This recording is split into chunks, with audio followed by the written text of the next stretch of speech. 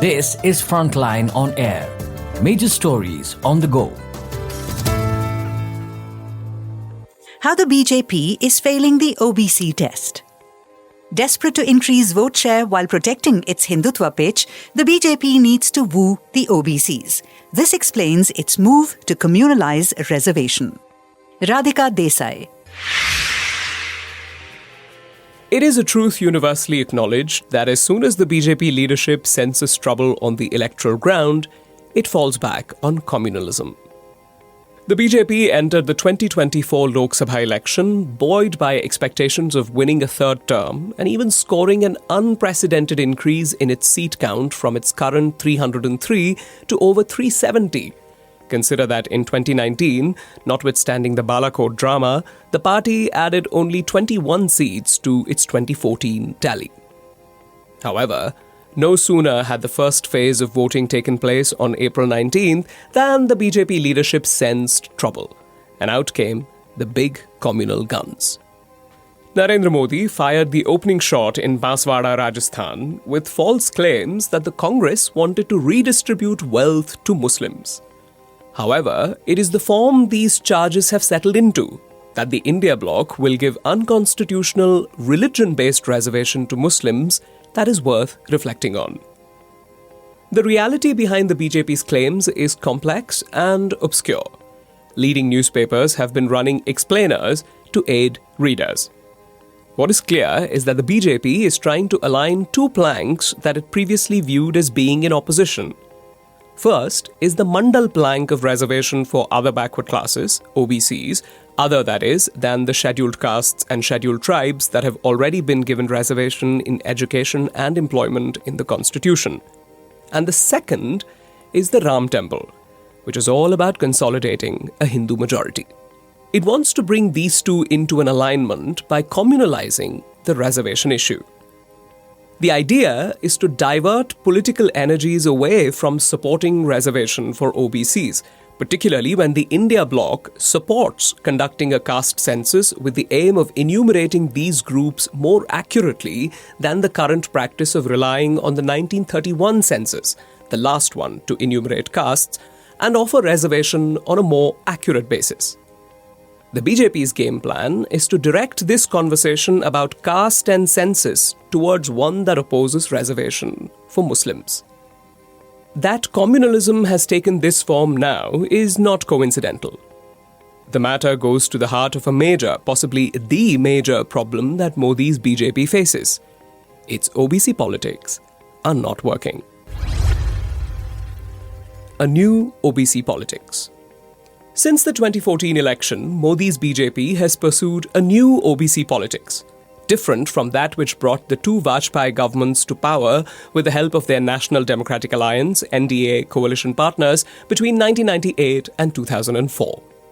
At that time, after the Ram Temple agitations of the late 1980s and early 1990s brought the BJP out of its historic low of 2 seats in 1984 to 85, 120 and 161 in 1989, 1991 and 1996 respectively, the party's further growth involved it hitching its wagon to the most transformative political force on India's party political landscape, the exodus of the dominant and middle-class propertied groups from the Congress. It began in the late 1960s and had come to define politics by the 1980s and 1990s. By the 1990s, the BJP was trying to absorb these groups into itself wherever it could, as with the Patidars and later the Kshatriyas in Gujarat. Where it could not, it settled for alliances with the parties they formed, such as the Telugu Desam Party, TDP in Andhra Pradesh, and Biju Janata Dal in Odisha. These parties are usually called regional, but are in fact parties of what the late K. Balagopal called the provincial propertied classes. They were formed around the country as middle and dominant caste cultivators became rich farmers and then expanded outside agriculture into various forms of business and vastly expanded the Indian capitalist class. This two-pronged approach consolidated the dominant and middle caste propertied groups within the BJP or the NDA, advancing both the party and the alliance electorally. However, This strategy was able to bring the BJP only to a peak of 23.7% of the popular vote in 1999, with the party losing vote share in 2004 and 2009. In the 2004 to 14 decade of the Congress rule, the BJP was racked by uncertainties, not only about who would succeed the aging Vajpayee-Advani duo, but also about what strategy would enable it to break that glass ceiling that kept its support to under a quarter of the electorate.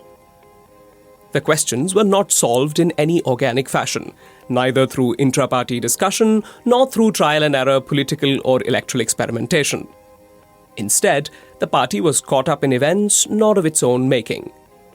In the lead-up to the 2014 election, India's corporate elite was desperate to resolve the corruption and policy paralysis crisis in its all-important relation with the union government.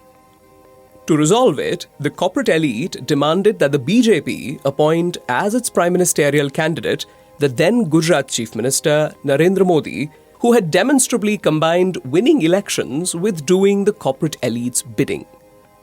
In return, of course, it promised munificence. This resolved the first question. But neither then nor now has the second question been resolved, and it is likely to govern the electoral fate of Modi's BJP.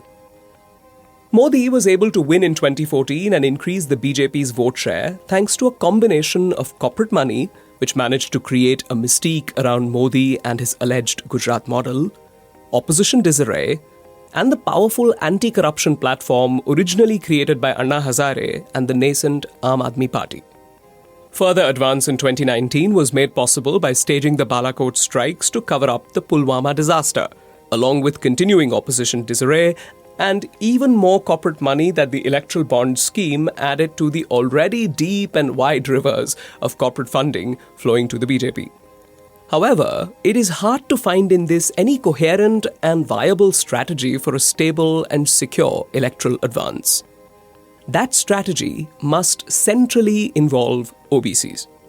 They form the fat middle of Hindu India's social structure, which also marks the social structures of other religious communities below the Savarna castes and above Dalits. The Mandal Commission took them to form about 50% of the population, while the recent Bihar caste census set their numbers at over 63%.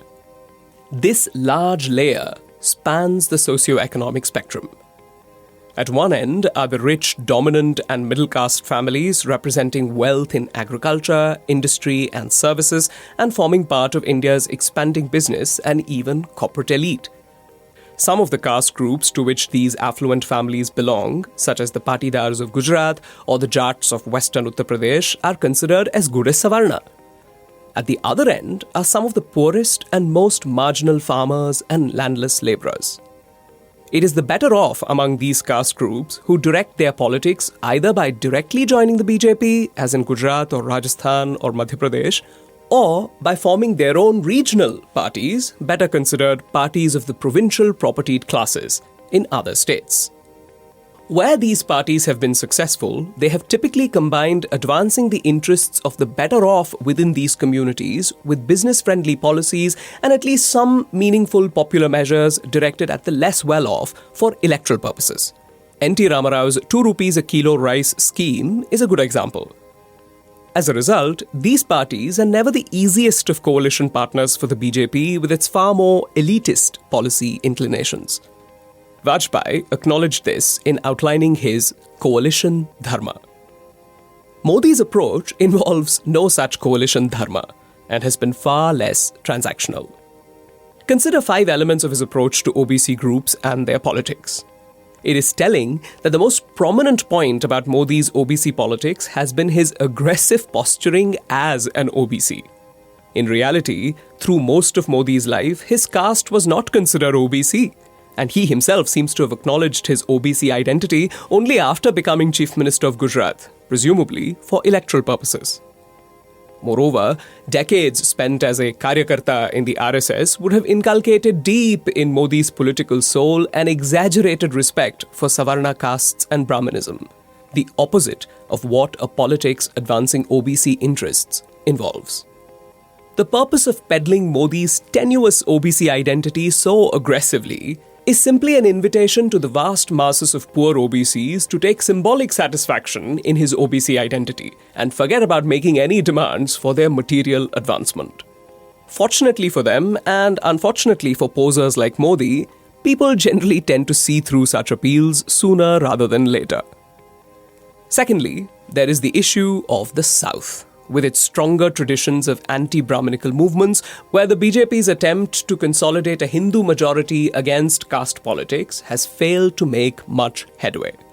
Although economically more dynamic than the North, with more substantial layers of the propertied middle and dominant castes, the provincial propertied classes have neither joined the BJP directly nor, except in Andhra Pradesh and Karnataka, allied with it. Indeed, in these two states, such alliances have cost the parties concerned electorally. With recent state elections in Karnataka and Telangana turfing out the BJP, the South showed that it remains impregnable to the virus of Hindu majoritarianism. Caste census. Thirdly, there is the issue of the caste census, which Modi is clearly opposed to for two reasons. It makes the work of consolidating a Hindu electoral majority far more complicated, and the BJP's core constituency of the dominant and middle caste propertied is hardly going to be eager to dispense material benefits in the form of reservation to those enumerated as OBCs in any such national exercise. All that Modi's BJP can do in response is to try to communalize the issue of reservation. Fourthly, where the BJP has incorporated the dominant and middle caste propertied into its previously Savarna social base, the marriage remains rocky. Even in Gujarat, where it is strongest, it has long been rattled periodically by rivalries between dominant caste and OBC groups such as the Patidars and the Kshatriyas. Moreover, as the recent agitation for reservation among Patidars has shown, the BJP remains unable to fulfill the material aspirations of even its core supporters, with clear political consequences. Finally, the BJP's relations with the parties of the provincial propertied classes have become increasingly fraught under Modi. The party has demonstrated a distinct inclination to try to edge out its coalition partners electorally by refusing them their due share of constituencies to contest at election time or ministries thereafter, and even splitting the parties. Such treatment would make any party that wishes to retain a political presence wary of joining a BJP-led alliance, and that is also the reason why the India bloc appears to be on more solid ground today than in the past.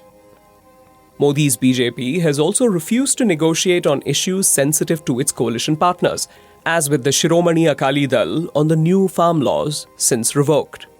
No wonder that even the parties considered loyal allies have distanced themselves, whether it is Naveen Patnaik in Odisha or Uddhav Thackeray in Maharashtra. Who would have thought one might see a break between the Shiva Sena and the BJP?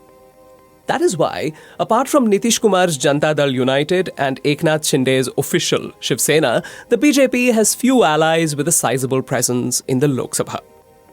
At the end of campaigning in the third phase, there are more and more signs of panic in the Modi camp, and communal messages are being hurled around by Modi, Amit Shah and their lieutenants with considerable abandon. That the party is choosing to focus on reservation for Muslims and seeking to communalize reservation is precisely because it knows that apart from the entire symbolic satisfaction of belonging to the same Hindu fold as their Savarna superiors, it can give OBCs or their political parties little else, certainly nothing material.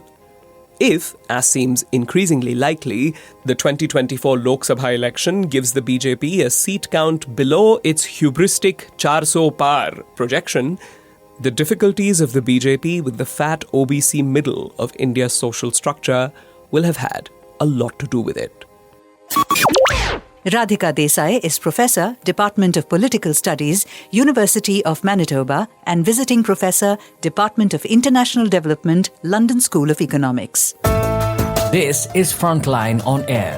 Major stories on the go.